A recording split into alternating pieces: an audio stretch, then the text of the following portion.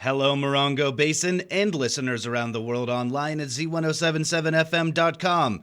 Here is the Z107.7 local news for Tuesday, June 6th, 2023. Drew Hellerud, the man suspected of the abuse and torture that required a 3-month-old child to be airlifted to intensive care, has pled not guilty to a number of felony charges related to the incident.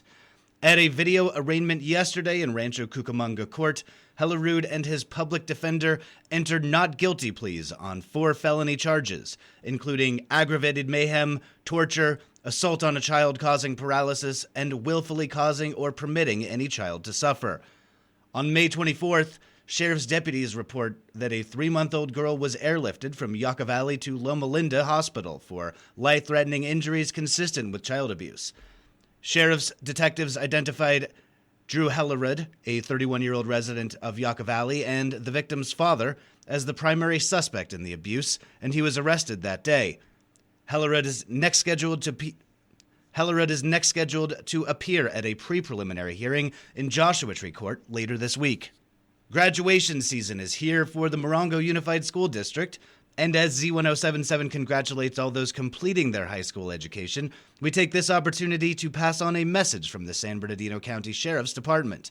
Black Rock High School celebrated their graduation last night, Yucca Valley High School holds its graduation ceremony tomorrow night, and 29 Palms High School holds its ceremony on Thursday night. And with graduations comes parties, and unfortunately, sometimes intoxicated driving.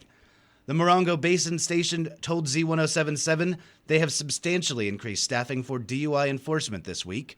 We encourage all teens and adults to celebrate academic success responsibly. If you see a possibly intoxicated driver on the road, for your safety and the safety of everyone else, dial 911. The Yucca Valley Town Council will review the Youth Commission term report and affirm appointees to the 2 open town commissioner positions at their meeting tonight. Reporter Hillary Sloan is here with details of the agenda.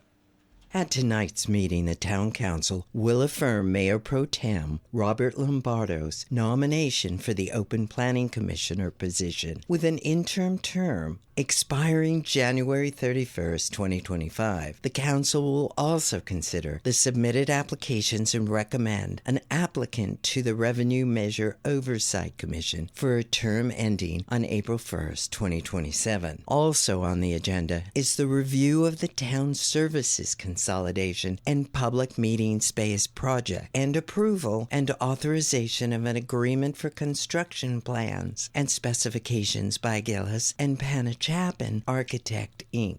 Lastly, the Council will receive the Animal Care and Control presentation and report. For the link to join the Zoom meeting, see this story at Z107.7fm.com. Reporting for Z107.7, this is Hillary Sloan. The regular meeting of the 29 Palms Planning Commission scheduled for tonight has been canceled. At the last meeting, 2 commissioners, Jason Dixon and Eileen Leslie, both resigned for separate, unrelated reasons. The next regular meeting of the 29 Palms Planning Commission is scheduled for Tuesday, June 20th at 5 p.m. at City Hall. The organizers of the fundraiser for arts and event space First World have announced the amount of money they raised from the May event. First World, the iconic underground performance and art space in Joshua Tree, was recently shuttered by the county. Funds from the fundraiser will go to the nonprofit organization that oversees the venue and art space and will be used to secure appropriate county permitting and other options for the continued operation of the space. On Sunday, Seth Zaharias announced that the fundraiser raised approximately $50,000 for the nonprofit. He declined to provide the specific amount of money raised, but said that the estimate was within a few $100s of the final number. Final totals were tabulated late last week. In an additional announcement made alongside First World founder Bobby First, they said that an anonymous donation matched all money raised at the May fundraiser, bringing the grand total of funding to approximately $100,000. Zaharias explained that an anonymous family trust, whose members are acquainted with First, offered to match all funds raised at the event during the week prior. Zaharias described the fundraising event as exceeding his expectations, and that the money raised would be given to the nonprofit organization to go into a specific account earmarked for the reopening of the First World event space. Cooler weather and an abundance of birds makes the Big Morongo Canyon Preserve a great place to spend your summer mornings. Online news editor Robert Hayden joins us with the info. For over 20 years, Big Morongo Canyon Preserve has conducted weekly bird walks. The walks are led by knowledgeable birders who provide an enthusiastic and informative tour of the birds inhabiting Big Morongo Canyon Preserve and the adjacent Covington Park. Starting tomorrow, bird walks begin at 7 a.m. every Wednesday during the summer months, and beginning on October 1st, the bird walks will be held at 8 a.m. Bring your binoculars and spend the morning strolling the trails with knowledgeable local bird walk leaders. Meet at the information kiosk at the south end of the parking lot. Beginning birders are welcome, and reservations are not required, and there's no fee to join a walk, but donations to the Friends of the Big Morongo Canyon Preserve are gratefully accepted. Reporting for Z107.7 News, this is Robert Hayden. The leaders in the Grub Stakes Days 5K and 10K run and 2K walk have been announced by the town of Yucca Valley. In the 5K, the top 3 men were Mickey Caruso, Steven Scammon, and Frank Lucchino, and the top 3 females were Destiny Ramsey, Anna DiGianardo, and Marilyn Lutz.